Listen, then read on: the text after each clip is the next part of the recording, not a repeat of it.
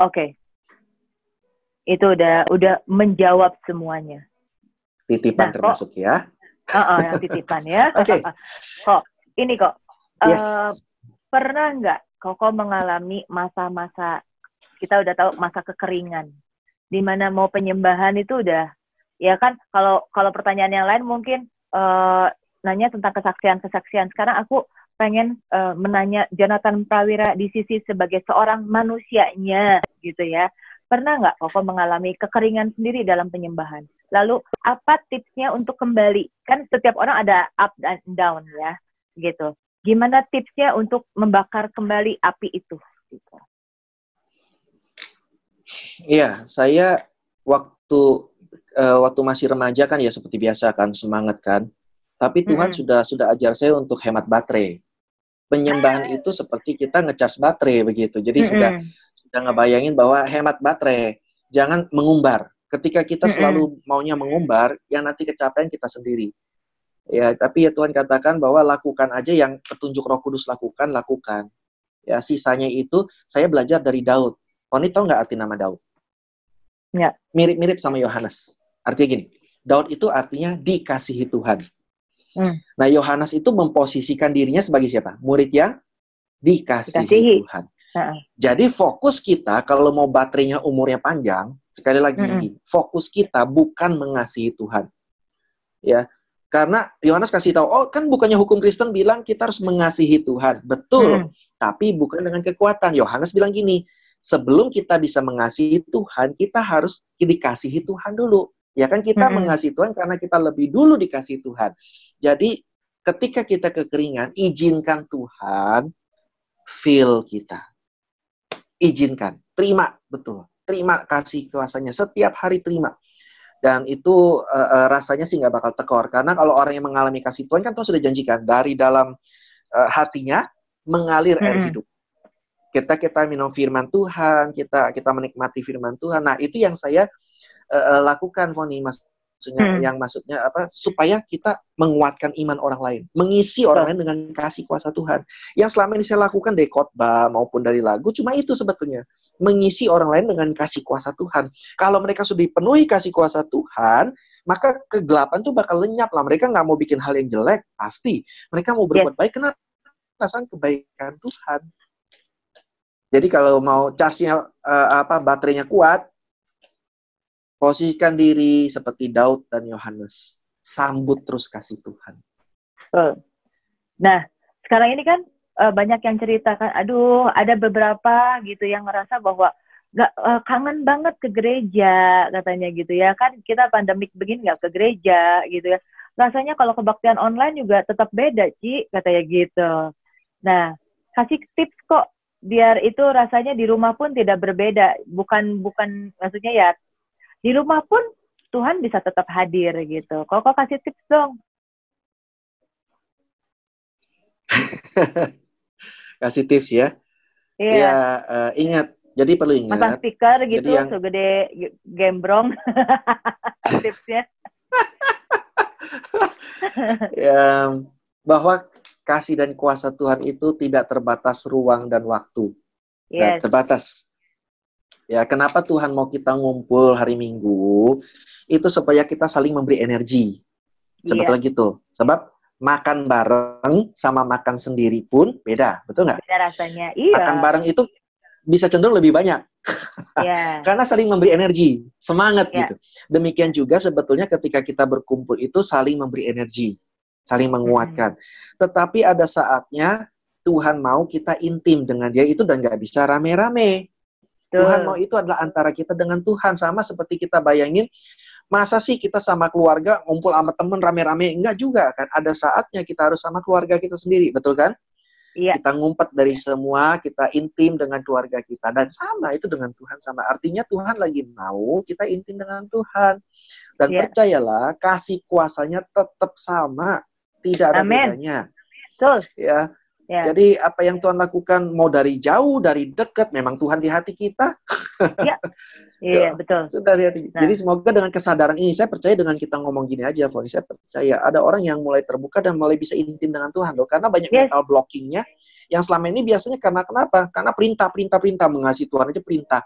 Capek deh. Seorang yang diperintah melulu pasti capek. Bukan soal agama aja, urusan keluarga pun, kalau kita melakukan suatu buat pasangan karena diperintah, ditanggung. Beda rasanya. Betul. Tapi karena kita merasa disayang, merasa didukung, pasti langsung, apapun juga kita melakukan. Iya, itu. Betul. Ya. Nah, sayangnya seorang terhadap Tuhan begitu. Hubungannya berdasarkan perintah. Kenapa kamu begini? Diperintah. Akibatnya ributnya perintah ya atau enggak, dan itu yang melelahkan. Tapi kalau kita melakukan ini, kenapa kamu lakukan? Saya tergerak, saya mengalami kasih Tuhan. Orang boleh ngomong apapun, ya itu antara kita dengan Tuhan. Kan enak hidup begitu. Simple. Tuhan itu simple. Nah, buktinya di penyembahan, kan penyembahan banyak nih, Foni.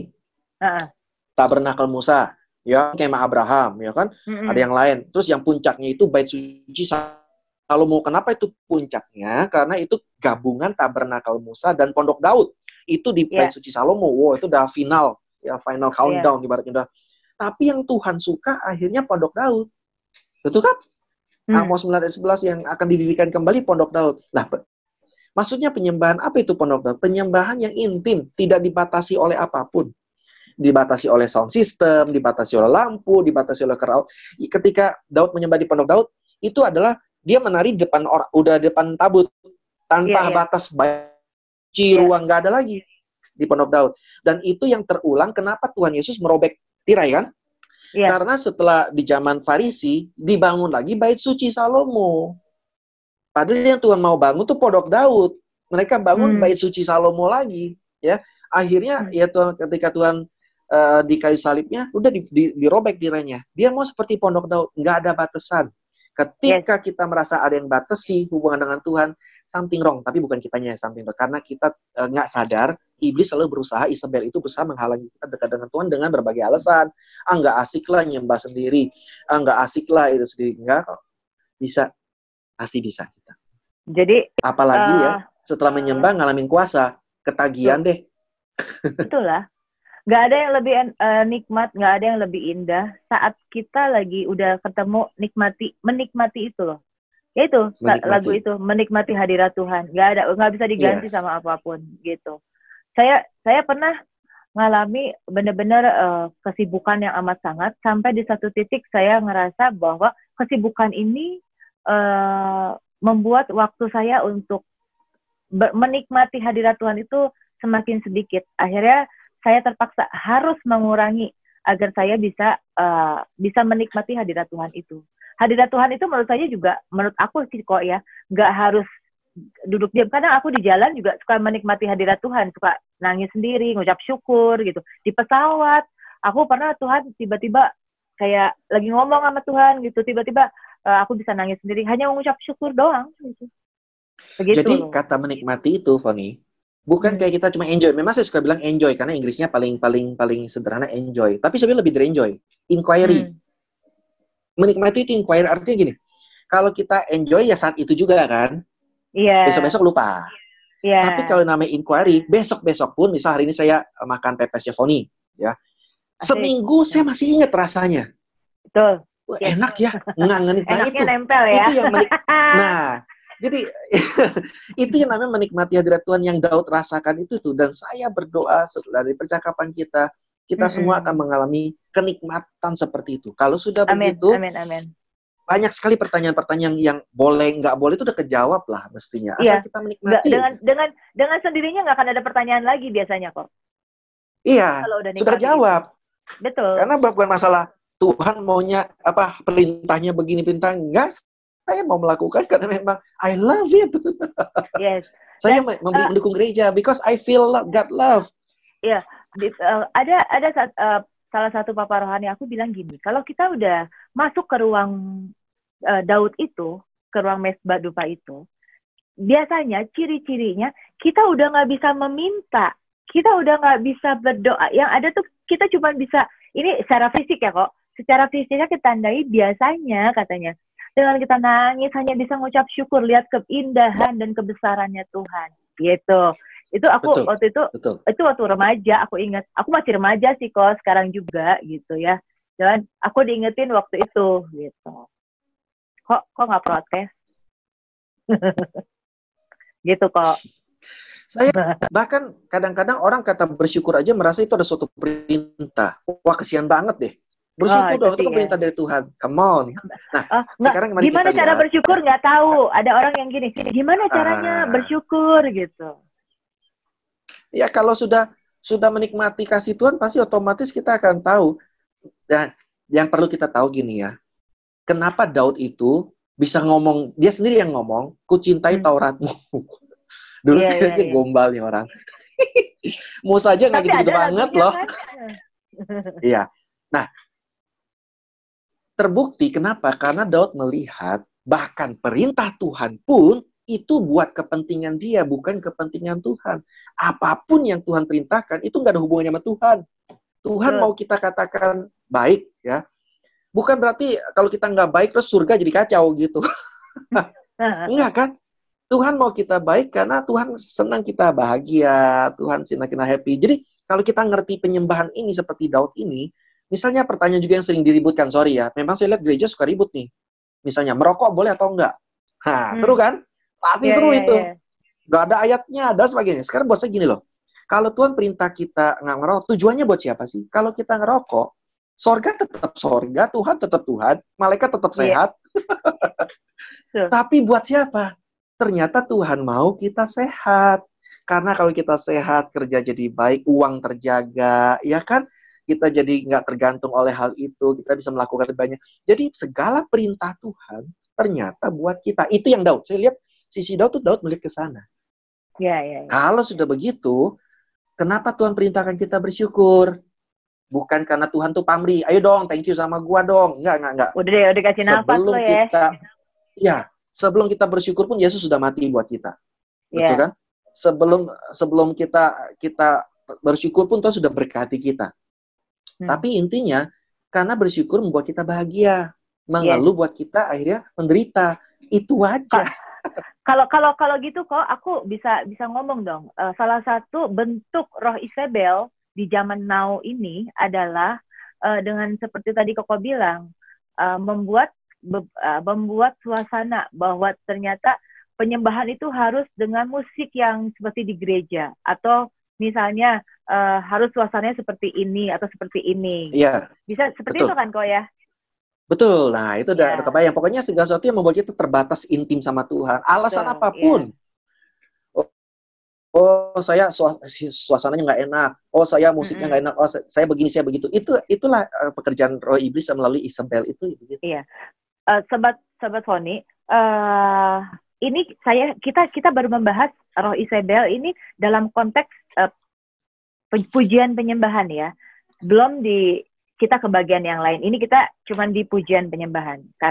Kenapa saya ingin mengangkat roh Isabel? Karena jujur aja saya mulai gelisah. Saya mulai gelisah dengan banyak sekali rasanya saya mendengar curhatan-curhatan atau saya melihat seperti ini yang menurut saya ini sudah termasuk pengaruhnya Isabel ini gitu. Dan ini menurut aku kita harus perangi sama-sama biar kita terus menang gitu. Karena kalau mereka ini roh ini sampai berkuasa gitu ya, maka apa yang Tuhan mau buat anak-anak Tuhan di Indonesia dan di seluruh dunia ini akan lambat prosesnya untuk mencapai kemenangan menurut aku gitu. Iya, betul. Gitu kok. Ya. Oke. Nah, karena kok satu nih. Kita kalah. Iya, ini ada titipan satu lagi kok dari musisi, tolong dijawab pasti kata ini ya. Kok kasih tips dong gimana bisa bikin lagu gitu yang untuk pemula kok.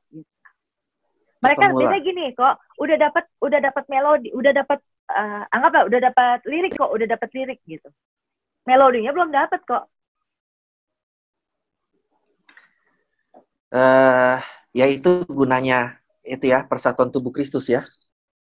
Kita cari yang bisa, cari yang kuat di lirik ya, dan itu membuat kita tersentuh juga tentunya ya, membuat kerjasama dengan dia yang punya lirik nggak ada not nih.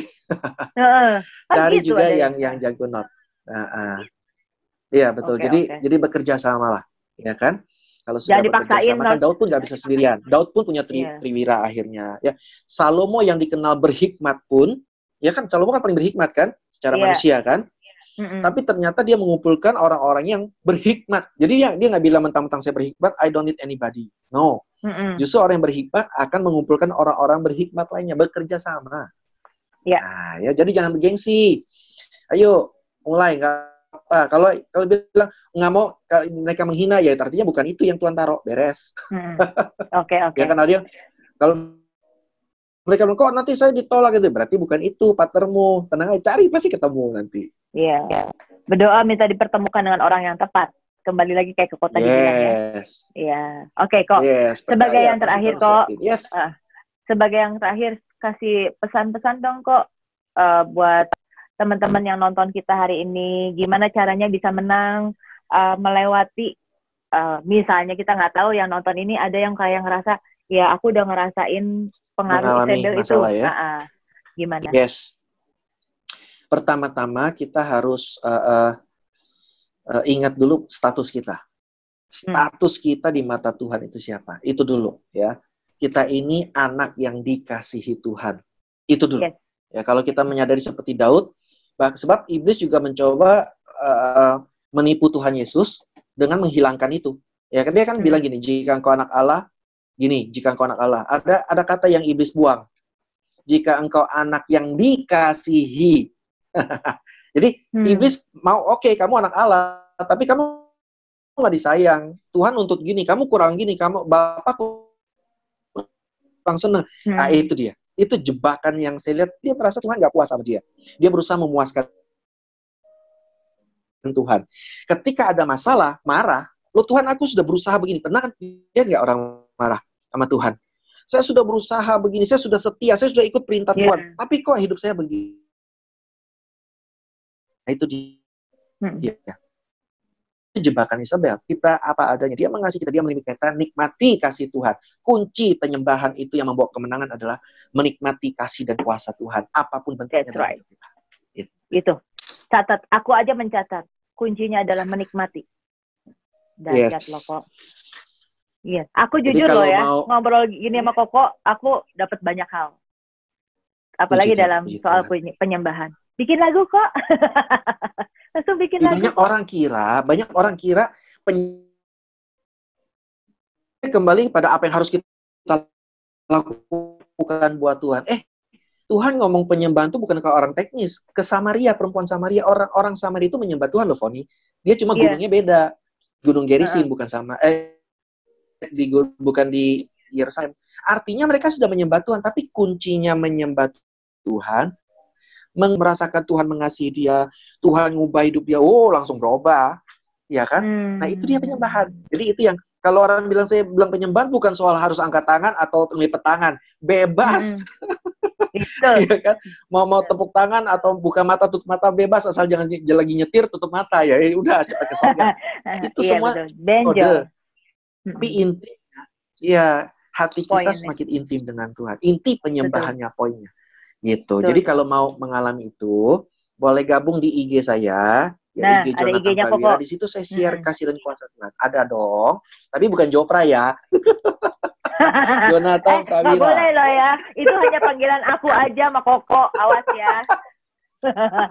Saya coba cari artinya Jopra, nggak ada loh ternyata meaningnya. Tidak ada meaning. Iya. Itu di nama seluruh dunia nggak ada meaningnya. Keren juga, keren sih. Nama unik ya.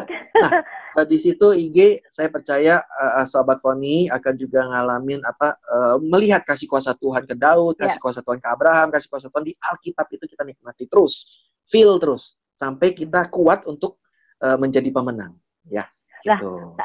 Aku tadinya nggak mau cerita ini ya, tapi Koko harus tahu. Lagu satu hal yang kurindu itu tuh lagu sangat berkesan buat aku sama Semi, karena buat aku pribadi, waktu aku hamil, aku tuh divonis sama dokter itu harus transfusi darah, karena HB aku jelek kok. Nah, kalau lagi hamil, HB-nya jelek, udah pasti si bayi itu terancam untuk nggak bisa nafas. Iya ya. Gitu ya. Nggak bisa nafas. Jadi, waktu itu dokter bilang aku harus transfusi berapa labu, tapi aku tuh tiba-tiba nangis, sedih gitu ya, ini kehamilan anak pertama. Terus jadi, aku tuh nyanyi itu sama suami, cuman bisa lagu itu aja, aku mau nikmati, nggak, terserah deh Tuhan, aku cuman mau bilang sama Tuhan, aku mau nikmati hadirat Tuhan dulu, aku percaya nanti Tuhan akan kasih jalan buat aku. Dan puji Tuhan, aku tidak ditransfusi sama sekali, nggak ada, padahal aku udah boyong, Adik-adik udah aku boyong kok. Aku punya adik cowok 3, udah aku boyong semuanya. Aku pikir dari adik dulu lah ya. Diboyong 3 dan nggak tahu gimana. Jadi aku post 1 bulan itu HB aku naik gitu. Dan cuman lagu itu, aku cuma nyanyi lagu itu. Wah, itu lagu, makanya yang berkesan buat aku tuh ternyata lagu-lagu dari inspirasi seorang Daud gitu, lewat Jonathan Prawira.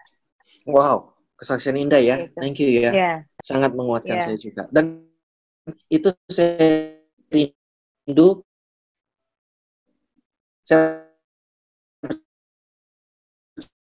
Saya juga Foni itu bukan cuma kita putus kok diulang kok tolong cek.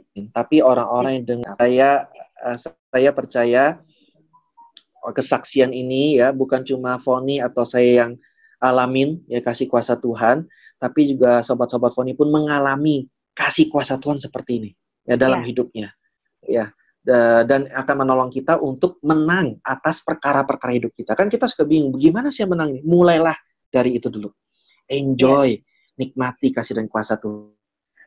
Satu hal yang nanti aku mesti... kita akan alami pertolongannya. Kalau orang nggak ngalamin kasih kuasa Tuhan, satu hal yang kita mesti tekenin kali kok ke Sobat Foni. Kalau kuasa pujian penyembahan itu kan sangat besar kuasanya ya. Gitu ya. Yes, betul. Dan satu yang kita harus tahu, Isabel tidak suka dengan orang-orang yang menyembah kepada selain dari Allahnya, ya. Benar. Jadi lawanlah diri kita. Begitu kita lagi ada masalah, kita malah larinya mau cari orang, cari ini. Jangan, duduk diam dulu, nyanyi dulu, bawain lagu penyembahan dulu, gitu.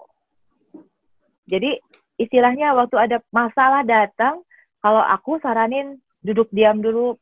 Penyembahan, cari lagu yang memang bisa menguatkan gitu. Cek. Ya. Betul. Nanti kan Roh Kudus akan kasih lagu, Roh Kudus akan ingetin perkatakan ini, Roh Kudus akan pimpin kita di sana gitu. Betul. Itu gunanya penyembahan. Jadi bukan soal mempertontonkan sesuatu, tapi justru untuk mengalami, menerima banyak hal dari Tuhan. Ya, kita kayak dengan COVID ini sebetulnya menurut aku Tuhan tuh lagi mau bawa kita untuk kembali ke Alkitab. Zaman dulu kita nggak ada gereja ya kok ya, nggak ada panggung ya kok. Betul. Semua di rumah, tutup pintu di rumah, doa sendiri gitu. Nah sekarang COVID ini bawa kita kembali ke zaman awal-awal lagi gitu. Duduk di rumah, diam di rumah, penyembahan sendiri gitu. Tinggal kitanya yang mau taat apa enggak gitu aja. Gitu. Yes. Oke, ada lagi kok yang mau disampaikan? Terima kasih aja buat Foni sudah memungkinkan acara yang ada. Thank you juga buat PPS Foni yang mendukung ya. Jadi recommended banget. Saya selalu teringat yang saya bilang menikmati ya. Ya, tinggal ke Bandungnya belum kok. Sekali mencoba rasanya kangenin. Iya. Tinggal di tempat loh. Ya, kiranya ucapan kita di hari ngobrolan kita santai. Iya ya, ngobrolan. Dan saya berharap kiranya ucapan yes. Nah, ini keputus-putus soalnya kok tadi. Iya, gimana? Iya. Ada lagu baru loh dari Ko Jonathan Prawira ini, Bapak yang Terbaik. Nanti aku tampilin ya. Nanti jangan lupa cari di YouTube, Spotify, iTunes, Deezer, Langit Musik, Zouk-nya menyusul. Ya. Yes. Gitu. Bapak Terima kasih, yang Terbaik. Biar jadi berkat buat kita semua. Betul. Oke. Kenapa kok judulnya Bapak yang Terbaik? Dikit lagi deh gue ngulas. Gak abis-abis sama lu kok ngobrol, seneng banget. Menarik sekali. Karena selain yang tadi iya, sedikit. Karena banyak orang menyamakan Tuhan itu sebagai Bapak aja, Bapak tok, ya. Dan mereka menyamakannya lihat manusia, bapak-bapak manusia gitu. Dan mereka bilang, kalau Tuhan itu Bapak manusia ini nggak mau saya. Loh bukan, Tuhan itu justru mau jadi Bapak, karena Tuhan tahu banyak bapak-bapak di manusia di dunia yang lemah. Jadi Tuhan mau jadi Bapa yang terbaik buat kita. Amin, amin, amin, amin, amin, amin. Oke deh. Nggak habis-habis ngomong sama Koko beneran. Selain daripada udah lama banget kagak ketemu ya. Aduh, aku tuh kalau mau ceritain Ko Jonathan ini masih banyak ya. Aku tuh banyak yang kaget sama dia. Dia bisa nulis dari nama kita, nama saya Foni ini ya. Nanti dia bisa bikin sebuah lagu. Itu cuma Jonathan Prawira yang aku lihat. Sampai pernah aku sama teman-teman dulu bikin IPWS. Kok ingat ke IPWS? IPWS, wah besar itu, besar sekali. Aku udah nggak kepikir siapa komposer. Jadi waktu IPWS itu, aku sama teman-teman di Malang gitu ya. Kita sama Bapak Gembala kita waktu itu, Pak Yusak gitu ya, bikin satu International Praise and Worship. Jadi waktu itu kita kumpulin pengarang lagu terbaik, musisi kita bagi lagi gitar, bass, piano, drum. Itu tuh ada Amos, Erwin Badudu, Jeffrey Tahalele ya kok ya. Terus penyanyinya ada Frankie, Fiona, Jacqueline, segala macem kita kumpulin semuanya. Menu komplit itu. Komplit, udah komplit. Seru banget ya kok ya, itu ya. Seru banget. Belum pernah kumpul lagi kayak gitu ya.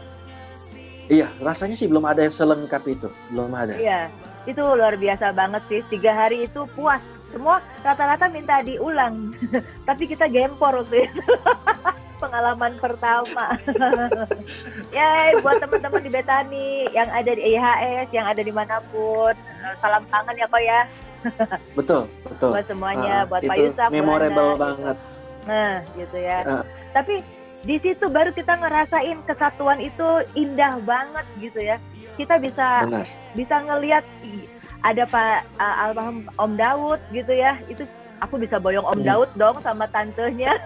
Itu pergi ke Malang. Dari Bandung tuh hampir 1 gerbong loh kok kereta api aku bawa.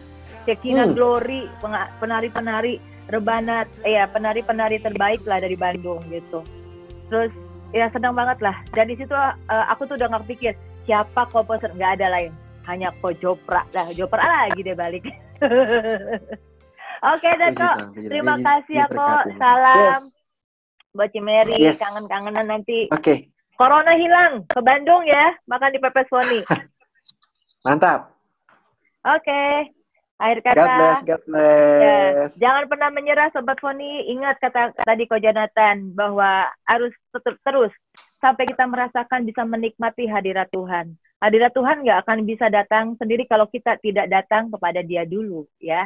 Jadi kita sendiri dulu harus undang Dia masuk dalam hati kita, gitu. Sampai kita bisa menikmati hadirat Tuhan itu. Oke? God bless you.